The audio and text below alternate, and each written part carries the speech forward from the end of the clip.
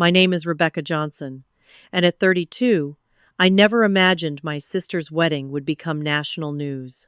I was scrolling through social media when I saw it. My sister Natalie crying, mascara running down her face, while her new husband Marcus stood over her, his hand still raised from the slap that silenced the reception hall.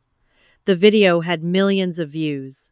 3 months earlier, Natalie had called to tell me I wasn't welcome at her wedding because I always steal her spotlight. Now her phone rang continuously as I debated whether to answer her desperate call. Before I tell you what happened next, I'd love to know where you're watching from today. This family drama changed my life in ways I never expected. And if you've ever had to choose between walking away or being there for someone who hurt you, hit that subscribe button. Trust me, what happened after that viral video will make you question everything you thought you knew about family loyalty. Growing up with Natalie, who is 3 years younger than me, was like having a built-in best friend. We shared everything: our bedroom decorated with glow-in-the-dark stars, clothes swapped back and forth despite Mom's protests about different sizes, and whispered secrets long after bedtime. Our parents, Catherine and Thomas Johnson, were loving but strict, drilling into us that family always comes first. Blood is thicker than water, Dad would say whenever we argued, and nothing is more important than loyalty to your family. The first cracks in our relationship appeared around middle school. I was a natural student, easily earning straight A's with minimal effort, while Natalie struggled through basic assignments. My report cards earned prime real estate on the refrigerator, while hers were met with concerned sighs and offers of tutoring. "Why can't you be more like your sister?" Mom would ask Natalie, not realizing how those words would fester. I tried to help, offering to study with her, but my assistance only seemed to highlight the gap between us. "I don't need your charity," she snapped one day, slamming her textbook shut. I was 13. She was 10. Looking back, I see that moment as the first brick in the wall between us. Our parents inadvertently fueled the competition.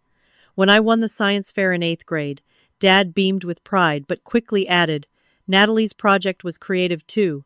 When Natalie made the junior varsity cheerleading squad, Mom praised her while reminding Rebecca was team captain by sophomore year. Every accomplishment became comparative, every triumph diminished by the other's shadow. College widened the divide. I earned a full scholarship to Northwestern while Natalie attended the local community college. I'd call home regularly, excited to share stories about campus life, only to have Mom cut conversations short because Natalie's having a hard time adjusting. During holidays, I'd return with gifts and stories, eager to reconnect, but Natalie would retreat to her room or make plans with friends that conveniently coincided with my visits. The first major explosion happened 6 years ago when I got engaged to my then-boyfriend Jacob. Natalie had been dating someone too, a guy named Trevor who set off all my internal alarms with his possessive behavior and questionable employment history. The night I announced my engagement at a family dinner, Natalie stormed out. Later, she accused me of always needing to one-up her. 3 months later, when I broke off my engagement after discovering Jacob's infidelity, Natalie didn't call for weeks. When she finally did, she said, "I figured you'd want space." But her voice carried an unmistakable note of satisfaction. As we moved further into our 20s, the pattern continued. My marketing career flourished. I became the youngest executive at my firm, while Natalie bounced between retail jobs, administrative positions, and brief stints in real estate. Each of my promotions seemed to coincide with her quitting another job. Each of her breakups happened suspiciously close to my relationship milestones. When I bought my condo, she moved back in with our parents. The correlation was too consistent to be coincidental. Natalie also developed a pattern of dating men I expressed concerns about. After Trevor came Dylan, who borrowed money from her that was never repaid, then Stefan, who couldn't hold eye contact during conversations, and finally Ryan, who made inappropriate comments about my appearance whenever Natalie left the room. Each time I cautiously voiced my concerns, Natalie accused me of jealousy or meddling. "Not everyone can have your perfect life, Rebecca," became her standard retort, though my life was far from perfect, just carefully managed. The last family gathering before the wedding drama was Thanksgiving 2 years ago. I arrived early to help Mom with cooking, and everything seemed normal until Natalie arrived with a new boyfriend in tow. Marcus Patterson walked into our parents' house like he owned it, commenting on the quaint decor, checking his expensive watch repeatedly, and interrupting conversations to take business calls. During dinner, I noticed how Natalie watched him for approval before speaking, and how she barely touched her wine after he commented on calorie content. When Natalie and Marcus stepped outside for him to take another call, I quietly asked Mom what she thought of him. She hesitated, then whispered, "He's very successful. Your sister seems happy." Dad overheard and added firmly, "At least she's finally found someone stable." Later, while helping with dishes, I gently asked Natalie how they'd met. She brightened momentarily, explaining they'd connected at a charity function where he was a major donor. As she spoke, Marcus appeared in the doorway, and I watched her posture change, shoulders tensing, voice softening.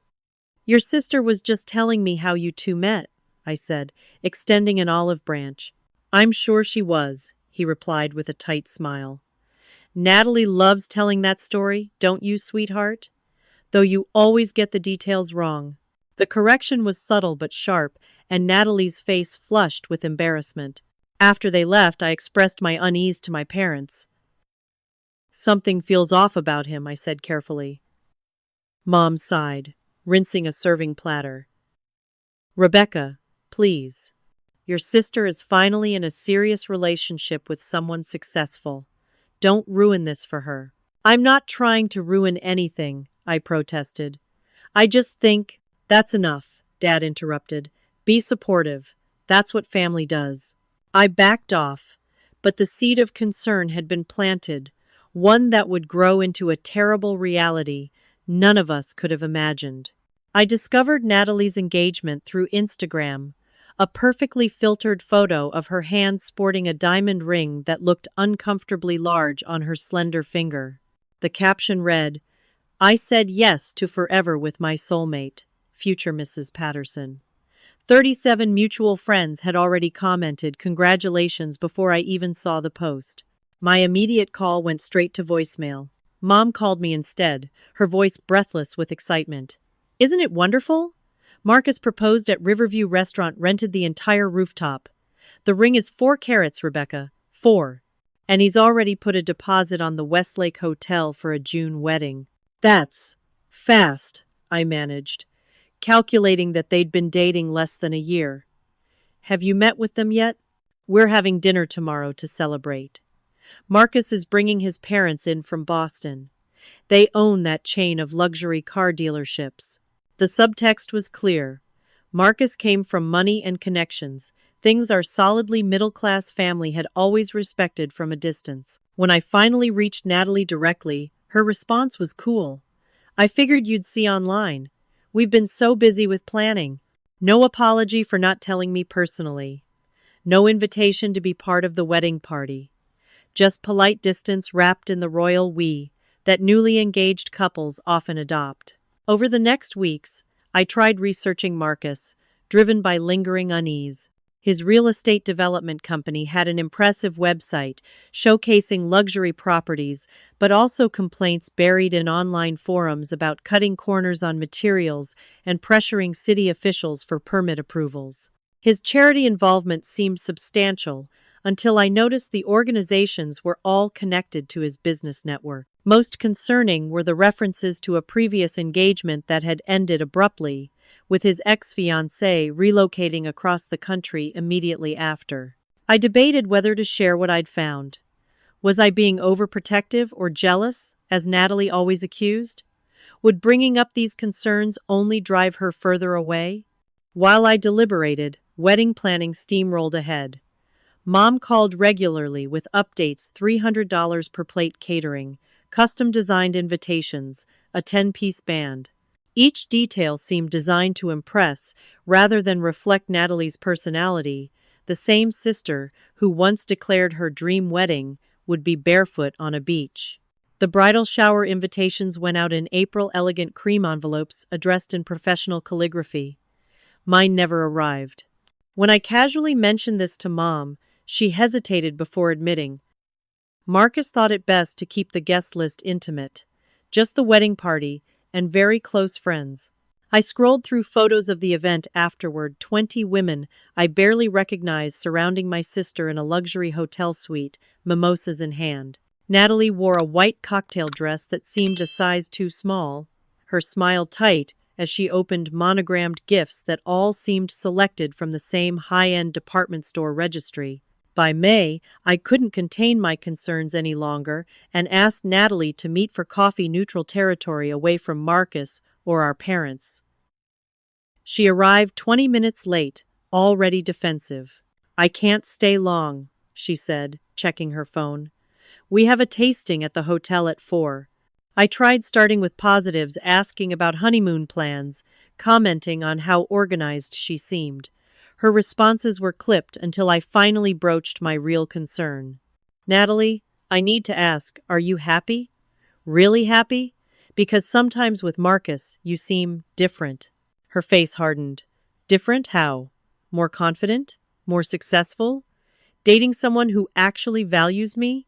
That's not what I meant. You seem anxious around him, like you're walking on eggshells. She laughed, but it didn't reach her eyes. Classic Rebecca. Can't stand that for once. I'm the sister with something special. For once, I'm not living in your perfect shadow. This isn't about competition. Isn't it?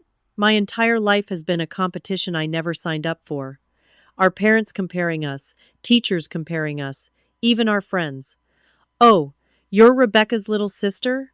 And now I finally have someone that's all mine, and you can't stand it. I'm worried about you, I insisted. Some things about Marcus don't add up. Her eyes narrowed. What does that mean? Have you been investigating my fiancé? The conversation deteriorated from there. Every concern I raised was met with accusations of jealousy. Every question interpreted as an attack. When I mentioned his previous broken engagement, she stood up so abruptly her chair scraped loudly against the floor. This is exactly why I didn't ask you to be a bridesmaid.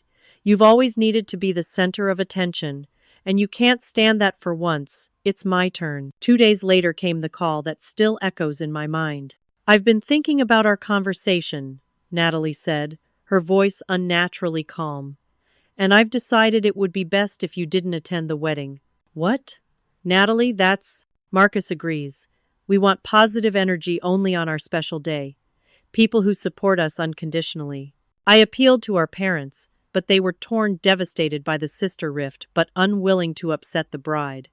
Maybe just give her space until after the wedding, Mom suggested tearfully. She's under so much stress with planning, and Marcus has contributed substantially to the costs, Dad added awkwardly. My final attempt was a text the night before the rehearsal dinner. I love you, Nat. Whatever you decide about the wedding, I'm here for you, always. It went unanswered. The wedding day arrived a perfect June Saturday. I sat alone in my apartment, alternately checking social media for updates and trying to distract myself with work. Around 4 p.m., knowing the ceremony would be starting, I poured a glass of wine and toasted the empty room. To Natalie and Marcus. May I be wrong about everything. As evening fell, photos began appearing online. Natalie in a designer gown that looked nothing like her usual style. Marcus in a custom tuxedo, our parents looking simultaneously proud and uncomfortable. I zoomed in on my sister's face in every picture, searching for clues to her true feelings behind the professional smile. In one candid shot, I caught a glimpse of something that made my heart sink, a familiar tension around her eyes that I recognized from childhood. It was the same expression she'd worn when accepting second-place trophies or forcing enthusiasm for birthdays that didn't meet expectations. I closed my laptop, unable to watch anymore. Whatever happened next, I had tried my best and been rejected. The ball was in Natalie's court now. I had no idea that in less than 72 hours, that ball would come crashing back with devastating force. 3 days after the wedding, I was working from home, deliberately avoiding social media to give myself space from wedding photos. My phone began buzzing incessantly with notifications. The first text was from a college friend. "Oh my God, Rebecca, is this your sister?" with a link attached. With a sense of dread, I clicked it. The video opened on a lavishly decorated hotel ballroom, the wedding reception in full swing. The camera, clearly held by a guest, panned across dancing couples before focusing on a commotion near the head table. Natalie stood facing Marcus, her body language tense. Though the music partially drowned their words, Marcus's expression was unmistakably angry. He gestured sharply at another man, one of the groomsmen, while Natalie shook her head emphatically. Then it happened. Natalie said something inaudible, and Marcus's face contorted. His hand swung upward, connecting with my sister's cheek with an audible crack that somehow cut through the music. The force knocked her sideways, sending her stumbling against a table. Guests gasped. Someone screamed. The camera shook as the person filming reacted, then steadied to capture Natalie's mascara-streaked face, her hand pressed against her reddening cheek, and Marcus standing over her, seemingly shocked by his own actions. The video cut off as several guests moved toward them. It had already amassed over 2 million views. My hands shook so badly I dropped the phone. Nausea rose in my throat as I replayed those few seconds in my mind. The sound of that slap, the look of shock and humiliation on my sister's face, the momentary rage in Marcus's eyes that confirmed every fear I'd harbored. Within minutes, my phone rang, Mom calling, her voice nearly unintelligible through sobs. "Did you see? Oh God, Rebecca, did you see what he did to her? At their wedding, in front of everyone. Where is she now?" I demanded, already grabbing my keys, ready to drive to them immediately. "We don't know. They left the reception right after. Your father tried calling her all night and this morning. It goes straight to voicemail. He's threatening to go to Marcus's house with the police. Has anyone reported this?" The hotel security got involved after it happened. They separated them, but Natalie insisted she was fine and left with him, said it was just wedding stress and too much champagne. Mom's voice broke. "I should have listened to you. We all should have." By evening, the video had gone viral across multiple platforms. Justice for Natalie began trending. News outlets picked up the story, especially after learning Marcus's family connections. Local stations ran segments asking for information on the couple's whereabouts and interviewing shocked wedding guests. Marcus issued a statement through his company's PR team. "A deeply private moment has been taken completely out of context and exploited online. My wife and I ask for privacy during this special time in our lives as we begin our marriage journey together." The statement only fueled public outrage. Comments flooded in, many noting the classic abuser tactic of minimizing violence and redirecting blame. Marcus's business partners began distancing themselves. One development project announced his temporary leave of absence, while a charity board issued a statement reevaluating his position. I received a message request from someone named Diane, a cousin of one of the bridesmaids who had been seated near the head table. "I don't know if this helps," she wrote, "but that wasn't an isolated incident. Throughout the reception, he kept grabbing her arm whenever she talked to male guests. Before the cake cutting, I overheard him telling her she looked fat in her dress and to stop eating so much. The slap happened after she danced with his best man, a completely appropriate wedding party dance. Just thought you should know." I forwarded this information to the police, who had opened an investigation following public pressure. The officer I spoke with confirmed they had conducted a welfare check at Marcus's address, but found no one home. Their honeymoon reservations at a Maldives resort had been canceled. My parents' house showed no signs of Natalie seeking refuge there. Dad alternated between rage and despair. "I'll kill him if he hurts her again," he vowed, while Mom reminded him that such threats could complicate any legal case. They blamed themselves for not seeing the warning signs, for prioritizing the appearance of a good match over their daughter's happiness. "We thought having a successful son-in-law would make her happy," Mom confessed tearfully. "She always seemed to struggle so much compared to you. We thought this was finally her moment." I bit back the urge to say I told you so. It would help nothing. Instead, I channeled my energy into practical steps, consulting with a domestic violence attorney, setting up a spare bedroom in my apartment, researching restraining orders, and monitoring social media for any signs of Natalie. 7 days after the video went viral, I received a text from an unknown number. "It's me.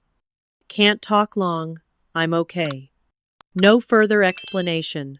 No return contact information. That night, I couldn't sleep, haunted by the image of my sister's face in that video. The shock, the humiliation, the fear. The worst part was recognizing that this public moment of violence wasn't the beginning of abuse but the unveiling of it. How many private moments had preceded this? How many warning signs had she hidden? How many times had she needed me while I respected her wish for distance? I lay awake wondering where she was sleeping tonight, whether she was safe, whether she believed she deserved what happened. And underneath it all, a question I couldn't shake. If I had been at the wedding, could I have prevented this? Or would my presence have somehow made it worse? The uncertainty was unbearable. But amid the helplessness, one thing became crystal clear. Whatever happened between us in the past didn't matter anymore. When Not If Natalie reached out, I would be there, no questions asked, no judgment passed. I just needed to know she was alive to make that choice. 11 days after the wedding, my phone rang at 2:17 a.m. The caller ID showed Natalie's number. I lunged for it, nearly knocking over my bedside lamp. "Natalie, are you okay? Where are you?" Silence on the other end, then a shaky breath. "You saw the video." Not a question, a statement barely above a whisper. "Yes, everyone has." I softened my voice, trying to sound calm despite my racing heart. "I've been so worried. Are you safe right now?" "I'm at a hotel." She paused. "Alone." "Which hotel?" "I can come get you." "No," she cut in quickly. "I'm not ready for that. I just needed to hear your voice." The conversation that followed was like walking through a minefield, each word carefully chosen, afraid one misstep would end the call. At first, Natalie was defensive, minimizing what happened. "It wasn't as bad as it looked," she insisted. "Marcus was stressed about his parents watching, and I embarrassed him by dancing too close with Jake." "Natalie," I said gently, "nothing justifies what he did. You don't understand our relationship," she shot back, the old familiar wall rising in her voice. This was just a bad moment that someone recorded. I bit my tongue, resisting the urge to push harder. Instead, I asked, "How are you feeling right now? Just in this moment?" The question seemed to catch her off guard. Her breath hitched, embarrassed. Everyone's seen it. His business partners, our friends, Mom and Dad. She swallowed audibly. "You." "I'm not embarrassed for you," I said carefully. "I'm concerned for you." Maybe it was the hour, the exhaustion, or the genuine worry in my voice, but something finally cracked. "It wasn't the first time," she admitted, her voice so low I had to strain to hear it. The floodgates opened. Through tears, Natalie described behavior that had started almost immediately after they began dating, subtle at first, then escalating. Marcus monitored her phone, criticized her appearance, isolated her from friends.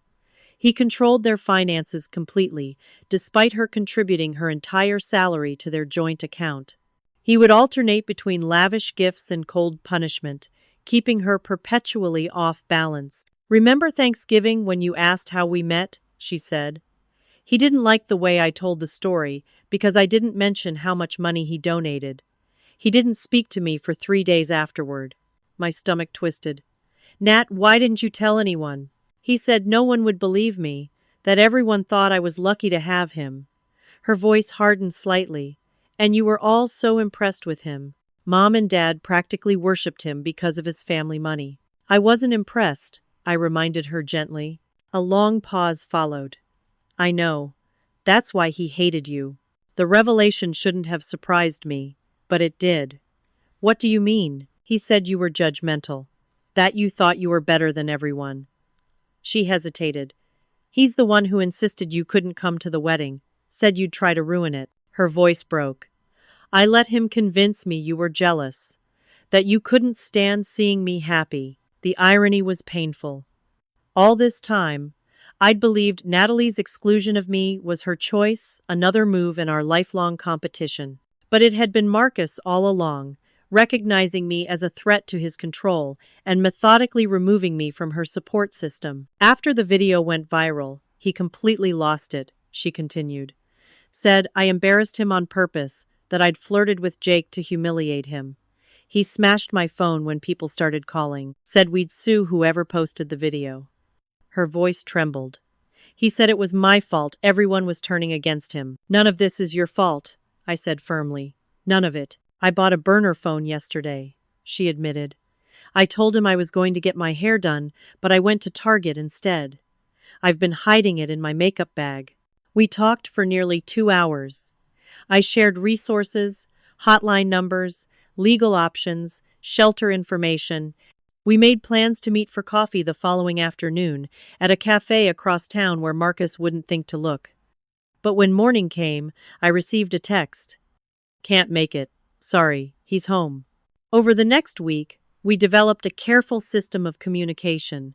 She could only text during specific windows when Marcus was at the gym or in meetings. Her messages were often cryptic, sometimes deleted immediately after sending.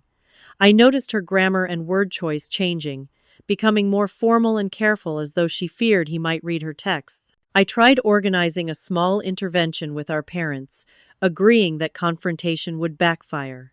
Instead, we planned a casual lunch invitation for the coming weekend, hoping Natalie could attend without Marcus. My father, whose initial rage had cooled into strategic determination, had consulted with a lawyer friend about building documentation for a potential restraining order. Then came the grocery store sighting. I was grabbing ingredients for dinner when I spotted her in the produce section. Even from a distance, the large sunglasses indoors were a red flag. As I approached, she startled like a frightened animal. "Rebecca?" she whispered, glancing nervously around. "What are you doing here?" "Shopping," I said casually. "Though this wasn't my usual store. I've missed you." When she turned to select an apple, the glasses shifted, revealing the unmistakable shadow of a bruise along her cheekbone. She quickly adjusted them, but it was too late. "Let me help you to your car," I offered, maintaining an even tone despite my racing heart. Once in the parking lot, I guided her to my car instead. "Just for a minute," I assured her when she hesitated. "Please."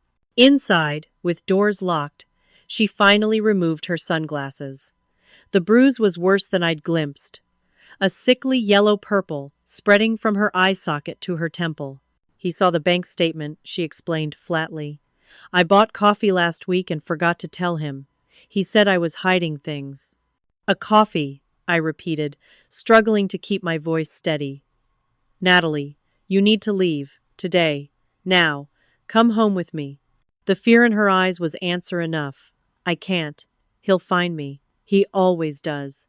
We can get a restraining order." The police came after the video. They asked if I felt safe. He was standing right there, smiling at them. What was I supposed to say? She checked her watch anxiously. "I have 20 minutes to get home with groceries, or he'll check my location." The implication was clear. He was tracking her phone, her car, possibly both. Before she left, I pressed a burner phone into her hand, one I'd purchased after our late-night call. "Hide this somewhere safe. It has my number programmed in. Day or night, I'll come get you. No questions asked." She slipped it into her bra, away from the groceries he would undoubtedly inspect. As she drove away, I noticed how she checked her mirrors repeatedly, how her shoulders remained tense even when Marcus was nowhere in sight. The physical prison might be their luxury townhouse, but the psychological one traveled with her everywhere. I didn't realize then that our grocery store meeting would be the catalyst for what came next, both the greatest danger and the first real step toward freedom. Are you still with me? This next part gets intense, but it shows how quickly situations like these can escalate. If you've ever been in a relationship where someone isolates you from family, drop a comment below. Sometimes recognizing those red flags early can make all the difference. The sight of Natalie's bruised face changed everything. This was no longer about waiting for her to reach out, it was about creating an escape route before something worse happened. After consulting with a domestic violence advocate, I learned that the most dangerous time for victims is when they attempt to leave. We needed a comprehensive safety plan, not just good intentions. The next day, I received a single text from the burner phone. Farmers Market Saturday, 10 a.m., 2 days away. I confirmed with a thumbs up emoji, then deleted the exchange. Saturday morning, I arrived at the open-air market 30 minutes early, positioning myself near the flower vendor with clear sightlines to all entrances. Natalie appeared at exactly 10, wearing a floral sundress that covered most of her body despite the warm weather. Her hair was pulled back in a tight ponytail, emphasizing her too thin face. The sunglasses remained. I told him I'm meeting a college friend, she explained quietly as we pretended to examine bouquets. I have 45 minutes. Let me help you leave, I said immediately. Today. My spare room is ready. She shook her head, eyes darting around nervously. He'd find me at your place. It's the first place he'd look. Then we'll find somewhere else. A shelter. A hotel under a different name. You don't understand, she interrupted. He has friends in the police department. His cousin works for the phone company. He told me he'd find me anywhere, and I believe him. She lowered her voice further. Last week, he made me call in sick to work because a male colleague texted me about a project. He sat next to me while I made the call, telling me exactly what to say. That's illegal imprisonment, Natalie. It's my word against his. And he's very careful about not leaving evidence. She gestured subtly to her covered arms. No visible marks most of the time. I felt sick but pressed on. Have you been able to contact any friends? Someone from before Marcus? He went through my phone months ago and deleted contacts he didn't approve of. Said they were negative influences. Her bitter laugh held no humor.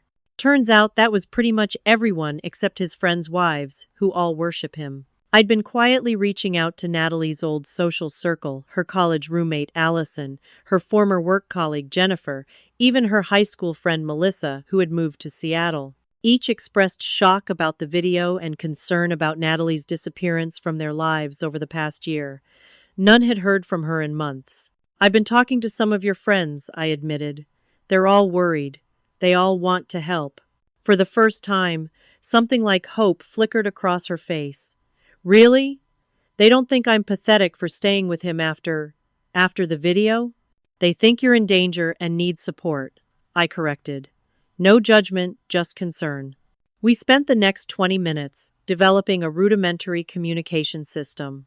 I would text the burner phone every other day with a single emoji, different ones each time, so Marcus wouldn't notice a pattern if he found the phone. She would respond with a number from 1 to 10 indicating her safety level. Anything below 5 meant immediate concern. As she prepared to leave, I handed her a small package disguised as a hand lotion gift. Keep this hidden, I instructed. Inside was a list of resources, some cash, and a prepaid Visa card that couldn't be traced to me. I need to go, she said suddenly, checking her watch. He texted asking where I am. We hugged briefly, her body tense even in this simple show of affection. As she walked away, I noticed how frequently she checked her surroundings, a hypervigilance born of constant monitoring. 2 days later, I received my first crisis response. 2. I immediately called the domestic violence hotline for guidance, then our parents. We agreed that Dad's confrontational approach might escalate the situation, so Mom would make a casual visit, claiming she was in the neighborhood. Mom called me afterward, shaken. He never left her side the entire time. Kept his hand on her shoulder, answered questions for her. When I asked if she wanted to have lunch next week, just us, he said they were focusing on building their marriage without distractions. Her voice broke. He's completely isolated her. Our family meeting that night was tense. Dad wanted to go directly to the police with the video and statements from wedding guests. The attorney I'd consulted advised caution without Natalie's direct testimony. Authorities might be limited in what they could do. Most concerning was the possibility that an unsuccessful intervention might cut off our fragile communication line with Natalie entirely. We need to be strategic, I insisted. One wrong move and we could make things worse. The decision point came unexpectedly. At 11 p.m., I received a call from the burner phone. Natalie was crying so hard I could barely understand her. "He found the phone," she sobbed. "I went to shower and left it in my drawer. He went through everything. He's outside on a call right now, but when he comes back in," she couldn't finish the sentence. "Lock the bathroom door," I directed, already grabbing my keys. "Tell him you're sick. I'm on my way." "No, he'll hurt you too," her voice dropped to a whisper. "He has a gun, Rebecca. He keeps it in his nightstand." My blood ran cold. "Natalie, listen to me. Is there any way you can safely leave the house right now?" He took my car keys, disabled the security system so it alerts his phone if any door opens. I was already dialing 911 on my landline, keeping Natalie on my cell. "Stay in that bathroom. Lock the door. If he tries to break in, climb out the window if you can." "It's too high, second floor," she whispered. "I hear him coming back in. I have to go." "Natalie, wait." The line went dead. The next 30 minutes were the longest of my life. The 911 dispatcher sent officers for a domestic disturbance call, but warned that without clear evidence of immediate danger, their intervention options might be limited. I called our parents, who lived closer to Natalie's house, and Dad left immediately. When I arrived at their gated community, 3 police cars already blocked the entrance to their street. My heart hammered as I parked haphazardly and ran toward the commotion, flashing my ID to officers who tried to keep onlookers back. "That's my sister's house," I explained breathlessly. "I'm the one who called 911. An officer escorted me to a perimeter where I found my father pacing anxiously. "They won't let me any closer," he explained, voice tight with restraint. Neighbors reported shouting and something breaking before the police arrived. Through gaps between officers, I caught glimpses of the scene. Marcus on the front steps, gesturing animatedly to police, his expression a perfect mask of concerned confusion. Of Natalie, there was no sign. Finally, an officer approached us. "Your sister says she's fine, ma'am. Says there was a misunderstanding about a phone." "She's not fine," I insisted. She called me terrified.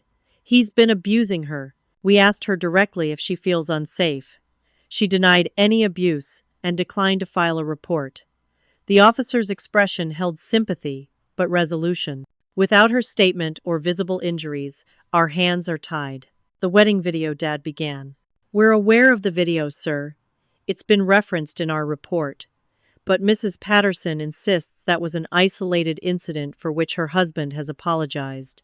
As the police prepared to leave, I caught sight of Natalie standing in the doorway behind Marcus. Even from a distance, her posture communicated defeat. As though sensing my gaze, she looked up momentarily. Our eyes met, and she gave a nearly imperceptible shake of her head before Marcus ushered her inside, arm firmly around her shoulders. The message was clear: don't push this, not now. The next morning, I received a text from another unknown number. "Key under blue pot, back door, Tuesday, 1 p.m. He has investor meeting downtown." It took me a moment to understand she had managed to get another phone and was giving me instructions to enter their house while Marcus was away. It was both a desperate measure and a testament to how dire the situation had become. That Tuesday, I parked 3 blocks away and approached their house from the back, through neighboring yards, heart pounding with each step. The key was exactly where she'd said. I slipped inside, finding Natalie waiting in the kitchen, a small bag packed at her feet. "We have exactly 57 minutes, she said by way of greeting, her voice eerily calm. "The meeting starts at 1:30. It takes him 20 minutes to drive there from his office." I hugged her tightly, feeling bones through her clothes where there should have been more substance.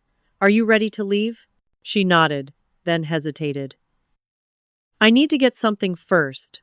She led me upstairs to their bedroom, dropping to her knees beside the bed. From underneath, she pulled a small lockbox. My passport, birth certificate, a few photos he doesn't know I kept. Her hands shook as she worked the combination. And this. Inside was a USB drive. After the bathroom incident, I knew I needed leverage, she explained quietly. He has a security camera in his home office. Records automatically. I downloaded some of his business calls. She met my eyes directly for the first time. He's been bribing city officials for permits, threatening contractors who question his materials. If he comes after me, this goes to the district attorney. I was simultaneously impressed by her foresight and terrified by the risk she'd taken. Let's go before he comes back. We left through the back door, retracing my path through neighboring yards. Every car that passed made us flinch. Every pedestrian became a potential informant. By the time we reached my car, Natalie was trembling violently. He's going to kill me for this, she whispered as I drove quickly away from the neighborhood. He's never going to touch you again, I promised, though my own hands shook on the steering wheel. You're safe now. You're with family. Neither of us could have predicted how Marcus would react to her disappearance, or how quickly our hastily conceived escape plan would be tested. We had won the battle of getting Natalie out, but the war for her freedom was just beginning. The drive from Natalie's house to our parents' home felt like the longest 20 minutes of my life. Every red light was an opportunity for Marcus to discover her missing. Every passing police car triggered fresh anxiety that he had somehow reported her as kidnapped. Natalie sat rigid beside me, clutching her small bag of possessions, periodically checking the time on my car's dashboard. He always checks in after his meetings, she explained, voice tight. Calls to make sure I'm home. It's his routine. Let him call, I replied, trying to project confidence I didn't entirely feel. You don't have to answer anymore. Our parents were waiting anxiously, Mom having prepared Natalie's childhood bedroom, and Dad having installed new deadbolts on all exterior doors that morning. The reunion was tearful but brief. We had precious little time before Marcus would discover Natalie's absence. We need professional help, I insisted once Natalie was settled. A quick call to the domestic violence organization I'd been consulting connected us with Elaine, a veteran advocate who arranged to meet us within the hour. The first 72 hours after leaving are the most dangerous, Elaine explained when she arrived, her calm professionalism a steadying force in our chaotic emotions. We need a comprehensive safety plan. Under her guidance, we methodically addressed immediate concerns. Natalie's phone, likely being tracked, was powered off and stored in a foil-lined box.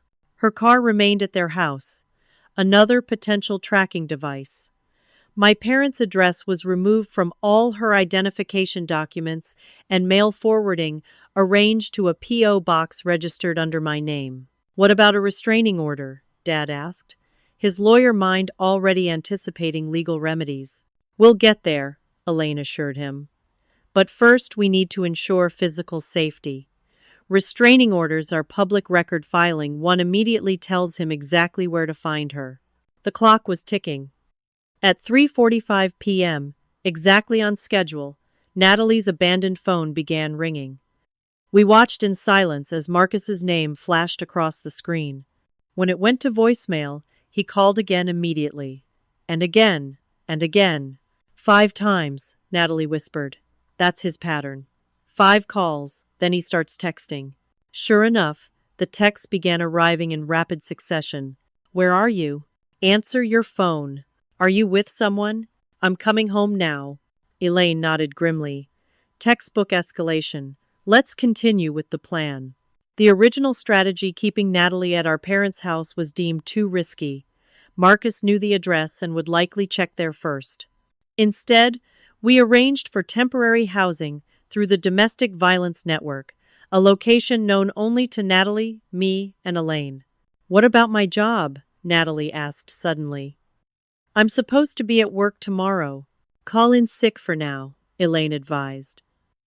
Once we have legal protections in place, we can address employment. Many companies have protocols for domestic violence situations. As evening approached, we received word that Marcus had indeed returned home and discovered Natalie missing. A neighbor texted Mom that he had stormed out of the house and driven away erratically. 20 minutes later, he appeared at our parents' front door. We watched through security cameras as he pounded on the door, his professional facade crumbling. I know she's in there, he shouted. Natalie, "This is ridiculous! Come home now!" Dad moved toward the door, but Elaine stopped him. "Don't engage. We've already called the police to report harassment." When the police arrived, Marcus composed himself remarkably quickly, transforming back into the polished businessman. He explained smoothly that he was concerned about his wife's mental health and just wanted to make sure she was safe. The officers, different from those who had responded the previous night, seemed partially swayed by his performance. "Does your daughter-in-law have a history of mental health issues?" one asked my father at the door. "My daughter has a history of being abused by that man," Dad replied firmly. "And no, she is not here. But if she were, she would be well within her rights to leave an abusive marriage." The standoff ended with police advising Marcus to return home and seek legal counsel if he had concerns. As he drove away, he stared directly at the front window, where he couldn't possibly have seen us watching, a chilling reminder of his intimidation tactics. "He'll be back," Natalie predicted flatly. She was right. At 2 a.m., motion sensors detected movement in the backyard. Security footage showed Marcus attempting to peer through windows. This time, the police response was more serious, and he was issued a formal warning about trespassing. By morning, it became clear that my apartment would need to serve as Natalie's temporary sanctuary until the safe house was ready. We installed a security system with rush delivery and camera monitoring. My spare bedroom became a fortress, blinds perpetually drawn, an emergency phone charged and ready, escape routes planned and practiced. "I feel like I'm in a prison," Natalie observed on the second night, looking around at the security measures.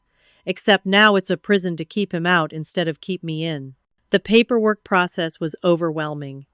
Police reports documenting each harassment incident, medical records detailing the bruise I'd seen at the grocery store, plus older injuries Natalie had photographed secretly, temporary restraining order applications, divorce filing preparations. Each document represented another step toward freedom, but also another trigger for Natalie's anxiety. "What if no one believes me?" she asked repeatedly. "He's so convincing, Rebecca. You've seen how he can charm people." "The evidence speaks for itself," I assured her, though privately I shared her concern. Marcus's wealth and connections gave him advantages in any legal battle. The wedding video was compelling but could be dismissed as an isolated incident. The real challenge would be establishing the pattern of control and abuse that had characterized their entire relationship. On day 3, Marcus's intimidation tactics escalated. Flowers arrived at my apartment, a gesture that might seem benign until we read the card. "I know where you are. Come home and all is forgiven." The delivery man couldn't identify who had sent him. Later that day, Natalie's supervisor called to say Marcus had appeared at her workplace, claiming a family emergency. Most disturbingly, Marcus somehow obtained my personal cell number and began calling repeatedly. When I finally answered, his voice was unnervingly calm. "I just want to talk to my wife, Rebecca. This has all gone too far over a simple misunderstanding." "A misunderstanding? You hit her at your wedding in front of hundreds of people. An unfortunate moment of frustration that's been blown completely out of proportion." His tone remained measured, reasonable. "Natalie has certain emotional difficulties that require professional help, which I've been trying to arrange." "Don't contact me again," I said firmly. "All communication should go through attorneys." "You've always had it out for me," he continued as if I hadn't spoken, "always trying to turn Natalie against me. Just like you've turned your parents against me." His voice hardened slightly.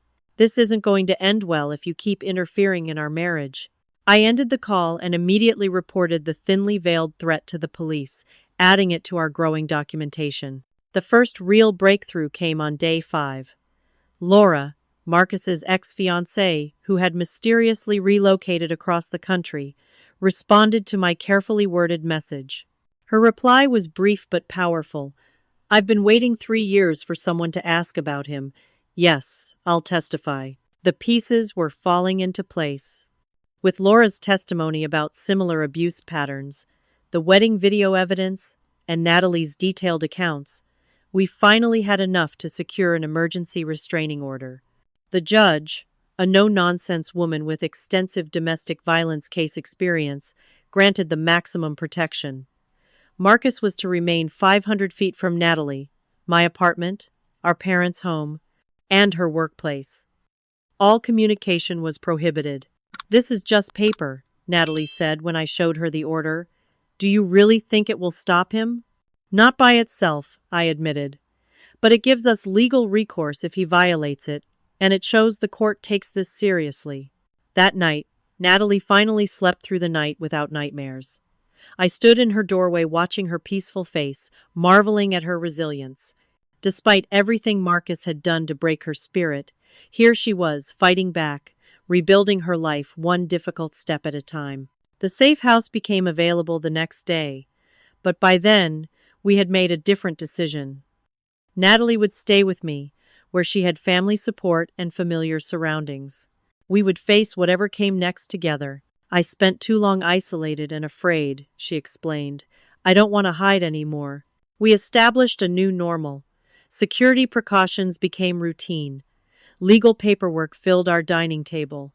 Friends began visiting cautiously, helping Natalie reconnect with the world beyond her marriage. Our parents came daily, making up for lost time with home-cooked meals and quiet companionship. Through it all, Natalie's strength continued to amaze me. The sister who had once accused me of stealing her spotlight now shared her most vulnerable moments, her darkest fears, her cautious hopes for the future. The competition that had defined our relationship for decades dissolved in the face of this real battle that demanded we fight together. The restraining order was tested exactly 1 week after it was issued. Security cameras caught Marcus driving slowly past my apartment building at 3 a.m. When confronted with the footage by police, he claimed to be confused about the exact boundaries of the order. The judge was unimpressed and warned that any further violations would result in arrest. As we approached the 2-week mark of Natalie's escape, I found her sitting on the balcony at sunrise, wrapped in a blanket, staring contemplatively at the skyline. "Penny, for your thoughts?" I asked, joining her with coffee mugs for us both. "I was just thinking about that phone call," she said quietly. "The one after the wedding video went viral. I almost didn't make it." "But you did," I reminded her, and I answered. She turned to me, eyes clear and direct in a way I hadn't seen in years. "Thank you for that. For answering even after I shut you out. That's what sisters do," I said simply. "We answer each other's calls, no matter what." The road ahead would still be challenging: court dates, potential testimony, the emotional aftermath of trauma, but in that moment of quiet connection, we both felt the unspoken certainty. The hardest part was behind us. Natalie had escaped. She was safe. She was healing. And most importantly, she was no longer alone. Has anyone been through something similar with a family member? The weight of that responsibility is so heavy sometimes. If this story resonated with you, please subscribe to hear how things unfolded in court and how Natalie rebuilt her life. Your support helps more people hear stories that might give them the courage to reach out when they need it most. The morning after our balcony conversation, Natalie emerged from her room with a determined expression I hadn't seen in years. "I want to press charges," she announced without preamble. "Criminal charges, not just the restraining order. I don't want him doing this to someone else after me." The decision triggered a cascade of legal proceedings. Detective Rivera, assigned to Natalie's case, arrived at my apartment that afternoon to take her formal statement. For 3 hours, Natalie methodically recounted incidents of abuse, control, and intimidation, her voice growing stronger with each revelation. Rivera, a veteran of domestic violence cases, listened with practiced neutrality, occasionally asking for clarification on dates or specific details. "The wedding video gives us a strong starting point," she explained when Natalie finished. "Public documentation of assault. But these additional incidents establish a pattern of behavior that strengthens the case significantly." Natalie had been secretly documenting her experiences for months, a suggestion from a women's magazine article she'd read while Marcus was at work. Hidden in her cloud storage account under an innocuous folder labeled Recipes were photos of bruises, screenshots of controlling texts, and a journal detailing incidents with dates and times. Many victims don't have this level of evidence, Rivera noted, with professional appreciation. Your sister's documentation will be invaluable. The district attorney's office took interest in the case, partly due to the viral video's public pressure, but also because of Marcus's prominence in the business community. Junior prosecutor Daniela Martinez was assigned to lead the case, bringing both legal expertise and personal passion to the proceedings. Cases like yours matter beyond the individual, Martinez explained during our first meeting. They send a message that wealth and status don't place anyone above accountability. Marcus's response was swift and calculated. Through his high-powered attorney, he attempted to reframe the narrative.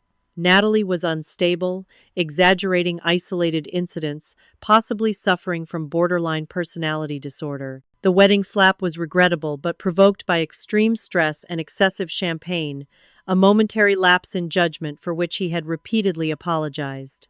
More disturbingly, he launched a preemptive public relations campaign. A carefully crafted interview appeared in a business magazine, portraying him as the concerned husband of a troubled woman, bravely speaking out about mental health stigma while respecting his wife's privacy during treatment. The article never explicitly mentioned abuse allegations but subtly planted seeds of doubt about Natalie's credibility. Classic Darvo technique, Martinez observed when we showed her the article. Deny, attack, reverse victim and offender. It's predictable but unfortunately effective with people who don't understand domestic violence dynamics. Despite the mounting pressure, Natalie remained resolute. Her determination found an unexpected outlet when a domestic violence advocacy group reached out, asking if she would consider sharing her story on their platform. After careful consideration and assurances of anonymity options, she agreed. If telling my story helps even one person recognize the warning signs I missed, it's worth it, she decided. The preliminary hearing arrived 6 weeks after Natalie left Marcus. As we entered the courthouse, a small group of domestic violence survivors stood on the steps holding supportive signs. One read simply, "We believe Natalie." The gesture brought tears to her eyes. Inside, the contrast between our sides of the courtroom was stark. Marcus sat with 2 attorneys and a reputation management consultant, all in impeccably tailored suits, projecting confidence and institutional power. Our side had Natalie, me, our parents, Martinez, and 2 victim advocates less imposing but united in purpose. Marcus's attorney, Richard Wentworth, lived up to his reputation for aggressive questioning. He attempted to paint Natalie as emotionally unstable, financially motivated, and vindictive over perceived social slights. His most pointed questions focused on why she hadn't left sooner if the abuse was as severe as claimed. "Miss Patterson," he began, deliberately using her married name despite her request to be addressed as Miss Johnson, "if my client was such a monster, why did you stay with him for nearly 2 years? Why did you proceed with an elaborate wedding?" Martinez objected to the characterization, but Natalie had prepared for this line of questioning. "I stayed because he convinced me I deserved the treatment I received," she answered steadily. "I stayed because each time he hurt me, he followed it with extreme remorse and promises to change. I stayed because he systematically isolated me from everyone who might have helped me see the reality of my situation." She paused, meeting Marcus's gaze directly for the first time. "And I stayed because he made it clear what would happen if I tried to leave." The questioning continued for hours, but Natalie never wavered. When Wentworth attempted to dismiss the wedding video as an isolated incident, Martinez presented the timeline of documented injuries. When he suggested financial motivation, Martinez introduced evidence that Natalie had left behind jewelry and possessions worth far more than what she took. The most powerful testimony came unexpectedly from Laura, Marcus's ex-fiancée. Flying in from Seattle, she described a nearly identical pattern of escalating control, isolation, and eventually physical abuse that had ended only when she fled to another state changing her phone number and deleting all social media. I always wondered if I should have reported him then, she concluded, voice breaking slightly. Maybe if I had, Natalie wouldn't have gone through this. By the hearing's conclusion, the judge had seen enough to bind the case over for trial on charges of domestic battery, false imprisonment, and criminal threats. Additionally, the temporary restraining order was extended for a full year. As we left the courthouse, a reporter approached Natalie. Instead of avoiding the interaction as she had previously, she paused. "I just want to say one thing," she said carefully. "To anyone watching who feels trapped like I was, there are people who will believe you. There are people who will help.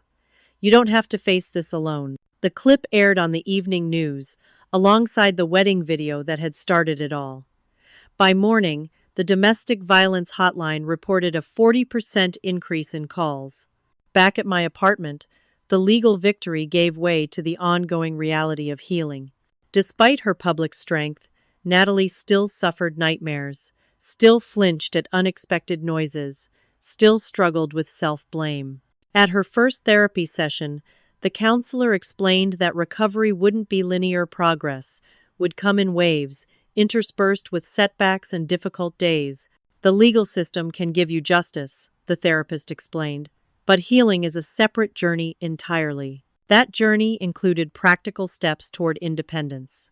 Natalie's employer had held her position during the legal proceedings, but she ultimately decided a fresh start would be healthier. With her marketing background, she found a position at a nonprofit focusing on community outreach, lower paying than her corporate role, but deeply satisfying. Financial independence proved more challenging.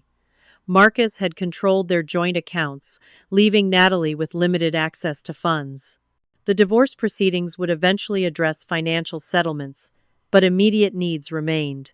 Our parents helped temporarily, and I'd covered household expenses, but Natalie was determined to rebuild her self-sufficiency. "I need to know I can stand on my own," she insisted when I offered more substantial help. "That's something he took from me, that I need to reclaim." 3 months after leaving Marcus, Natalie received an unexpected email from Diane, the wedding guest who had first reached out about witnessing Marcus's controlling behavior. Diane was starting a support group for women recovering from abusive relationships and invited Natalie to join. After initial hesitation, Natalie attended a meeting and found profound comfort in the shared understanding of women with similar experiences. "They get it in a way even you can't," she explained afterward. "No judgment. No having to explain why I didn't just leave sooner. Just understanding." The group became a cornerstone of her healing process. Soon, she was helping newcomers navigate the same legal and emotional challenges she had faced. Her natural empathy, once dampened by Marcus's criticism, flourished in this environment of mutual support. As the criminal trial approached, Marcus's attorney proposed a plea deal guilty to a lesser charge of misdemeanor battery in exchange for dropping the more serious counts. Martinez presented the option to Natalie without recommendation, explaining the reduced sentence, but also the certainty of some accountability. "If we go to trial, there's always risk," Martinez explained. "He has resources for expert witnesses, character testimony, and appeals if convicted. A plea guarantees he'll have a record, serve some jail time, and complete mandatory treatment." Natalie considered the options carefully. "Will I have to testify if we go to trial?" "Yes, and it would likely be much more intense than the preliminary hearing." After a night of reflection, Natalie made her decision. "I'll accept the plea deal on one condition. I want to deliver a victim impact statement in court. I want him to hear directly from me what he did." Martinez arranged the agreement, and 2 weeks later, we returned to the courthouse for the sentencing hearing. Marcus sat stone-faced as the judge accepted his guilty plea to misdemeanor battery with special circumstances of domestic violence. Then Natalie approached the podium. "Your Honor, I prepared a statement to read," she began, voice initially soft but gathering strength with each word. "But I've decided instead to speak directly from my heart." She turned slightly, addressing Marcus rather than the judge. "I want you to know that despite your best efforts, you did not break me. You convinced me I was worthless, unlovable, and completely dependent on you. You isolated me from everyone who cared about me. You made me doubt my own perceptions and memories until I no longer recognized myself." Her voice remained steady, her gaze unwavering. "But here I stand. I am rebuilding everything you tried to destroy. I am reconnecting with the family you tried to separate me from. I am reclaiming the confidence you systematically undermined.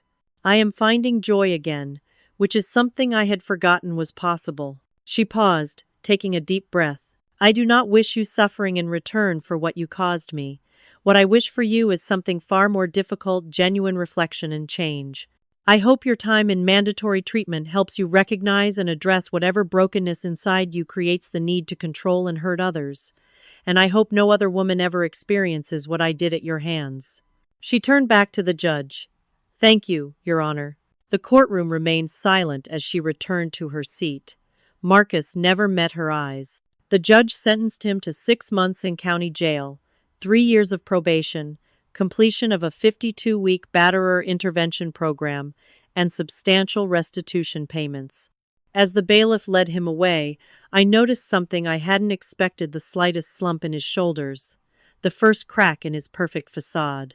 Outside, a group of domestic violence advocates had gathered with supportive signs. Among them stood several women from Natalie's support group. As we descended the courthouse steps, they surrounded Natalie in a protective circle of understanding and solidarity. That evening, we gave our first joint interview to a national news program focusing on domestic violence awareness. Sitting side by side, we shared our perspective on the warning signs we'd missed, the isolation tactics Marcus had employed, and the challenging road to recovery. Looking back, Natalie said when asked about red flags, "The biggest warning was how he tried to separate me from my sister." Abusers target your support system first, especially those people who might recognize what's happening before you do. I reached for her hand as she continued. "Rebecca saw what I couldn't. And when I was finally ready to reach out, she was still there waiting, despite everything." That's the message I want people to hear. Don't give up on someone even if they push you away. Sometimes that's when they need you most. The interview aired the following week, generating an outpouring of similar stories from viewers nationwide. Natalie received hundreds of messages from survivors thanking her for her courage, and from family members seeking advice on supporting loved ones in abusive relationships. Among the correspondence was an email from a young woman in Texas. "I've been making excuses for my boyfriend's jealousy for months. Watching your interview, I recognized every tactic you described. Today, I packed a bag and called my mom. Thank you for helping me see what was happening before it was too late." Natalie printed that email and kept it on her bedside table, a tangible reminder that her painful journey had created ripples of positive change beyond her own life. 6 months after leaving Marcus, Natalie received notice of an award from a national domestic violence organization, recognizing her advocacy work and public courage. The ceremony would require travel to Washington, D.C., her first trip since escaping the marriage. Though initially hesitant, she ultimately decided to attend. "I spent too long letting fear dictate my choices," she explained as we packed her suitcase together. "I won't give him that power anymore." As Natalie's public profile as an advocate grew, my role gradually shifted. From protector and support system, I became more of a proud witness to her reclaimed strength. I stepped back intentionally from interviews and speaking engagements, ensuring the spotlight remained fully on her story and her voice. The night before the award ceremony, we sat in our hotel room reviewing her acceptance speech.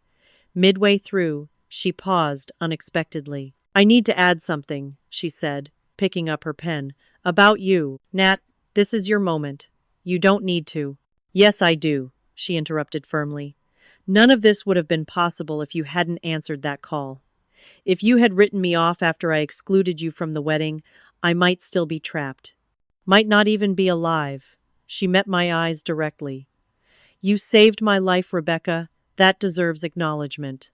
The following evening, watching from the audience as Natalie accepted her award with grace and eloquence, I felt a complex mixture of pride, relief, and lingering sadness for all she had endured. When she reached the added paragraph about me, acknowledging my role in her journey, I couldn't hold back tears. My sister taught me what real love looks like, Natalie concluded. Not the controlling, possessive behavior that masquerades as love, but genuine support that respects autonomy while offering unwavering presence. That's the standard we should all expect, both from partners and from family. The standing ovation that followed wasn't just for Natalie's courage or her compelling speech.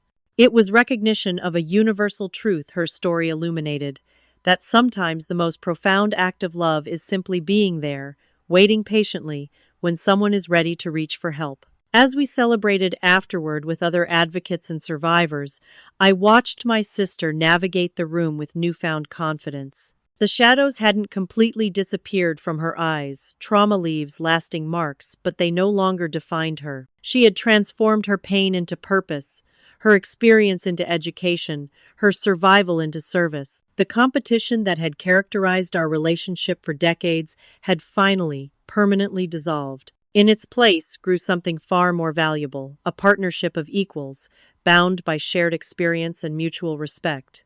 Different strengths, different paths, but united in the most important ways. Marcus would eventually be released from jail, complete his required treatment, and fade from headlines. But the lessons of his abuse and Natalie's recovery would continue reverberating through countless lives touched by their story, including, most significantly, our own. The anniversary of Natalie's escape arrived with a perfect spring day sunshine streaming through new leaves, flowers pushing through soil in determined bursts of color. Symbolism I might have dismissed as too obvious in fiction but welcomed in our reality. Rebirth, renewal, resilience. We marked the occasion with the grand opening of Threshold House, a transitional living facility for domestic violence survivors that Natalie had helped establish through her advocacy work. The renovated Victorian home offered 6 private apartments, communal spaces, and on-site support services, all designed with input from survivors themselves. "This is exactly what I needed and couldn't find when I left," Natalie explained as she cut the ceremonial ribbon. "Not just shelter, but community. Not just safety, but opportunity to rebuild." The crowd gathered on the front lawn included many faces that had become familiar over the past year. Detective Rivera, who had investigated Natalie's case with unwavering professionalism. Elaine from the Crisis Center, who had guided our initial safety planning. Women from Natalie's support group, some now volunteers at the new facility, and our parents, who had channeled their initial guilt into substantive action, becoming dedicated fundraisers for domestic violence services. My role had evolved as well. Initially focused solely on Natalie's immediate needs, I had gradually expanded my involvement in advocacy work, leveraging my marketing skills to help domestic violence organizations improve their outreach and education materials. What began as a personal mission had transformed into a meaningful professional direction. Our personal healing journey paralleled these external developments. The weekly sister dinners we established after Natalie moved into her own apartment became sacred space-time deliberately set aside to nurture our rebuilt relationship. Sometimes we discussed the trauma and legal proceedings. Other times we simply enjoyed shared meals and mundane conversations, reclaiming ordinary pleasures that had once seemed impossible.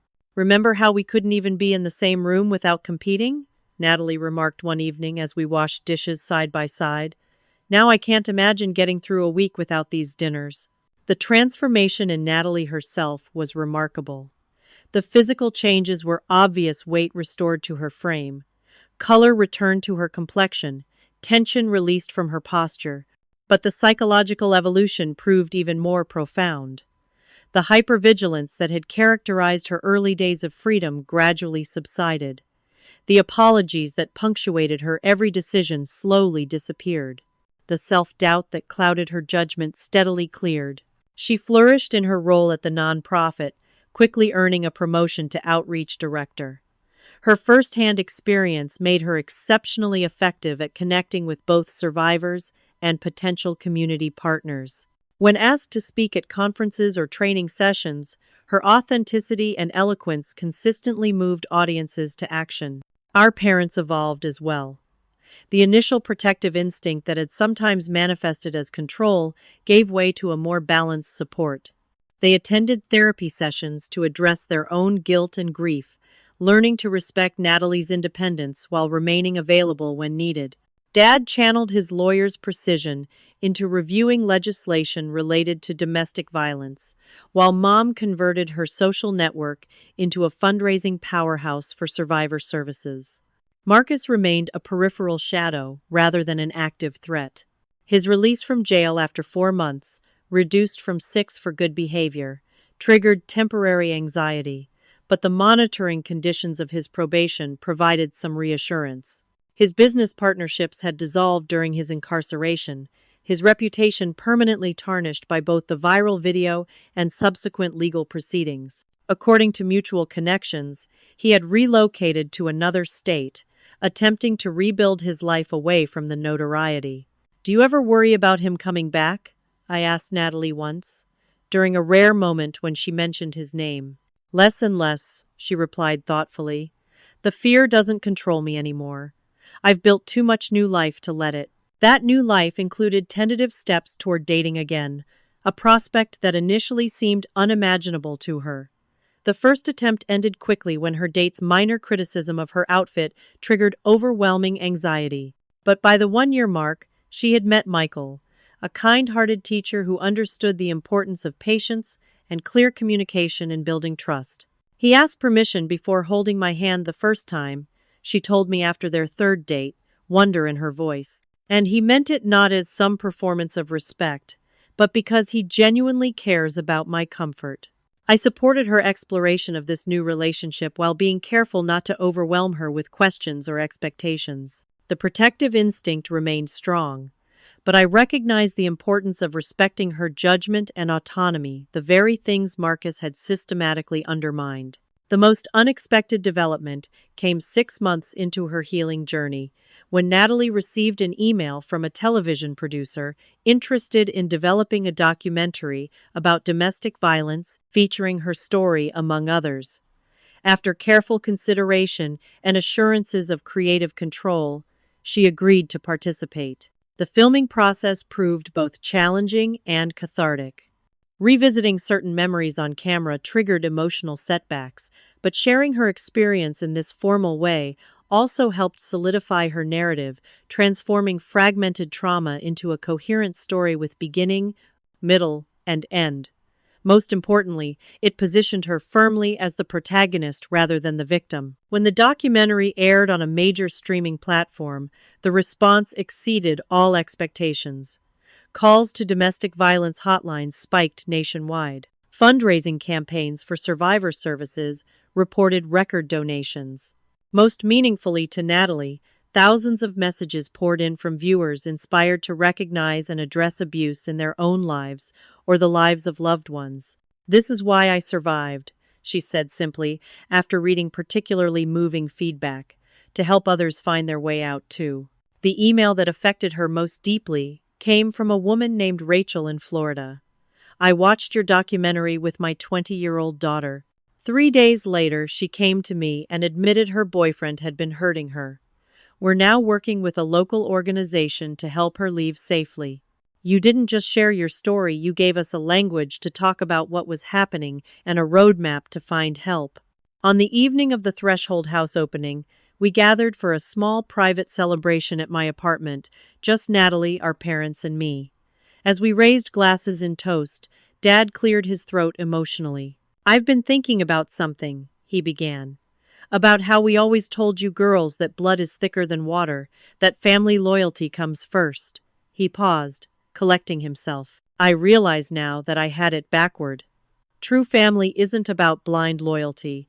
It's about honest love, the kind that sees clearly and stays anyway." Mom reached for his hand, adding, "We're so proud of both of you, not just for what you've accomplished, but for who you've become, for how you've supported each other." Later, as we cleared dinner dishes, Natalie mentioned a conversation she'd had with her therapist about symbolic gestures to mark milestones in recovery. She suggested finding ways to physically represent the journey, Natalie explained. Some people burn letters or plant trees.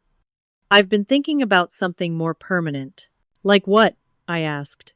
Like matching tattoos. She smiled at my surprised expression. Nothing elaborate, just a small semicolon somewhere private. It represents a sentence the author could have ended but chose to continue. The suggestion moved me deeply. I'd be honored, I said simply. As the evening wound down, Natalie broached a subject that surprised me. I've been thinking about the future, about marriage again someday. She twisted her napkin thoughtfully. It seems impossible now, but if I ever do get to that point. She met my eyes directly. I'd want you as my maid of honor, not out of obligation, but because no one else would understand what it means for me to trust again. Tears filled my eyes as I hugged her. I'd be there in a heartbeat. We stood embracing in my kitchen. The distance that had once stretched between us completely dissolved. Through the window, stars punctuated the night sky, constant reminders that light persists even in darkness.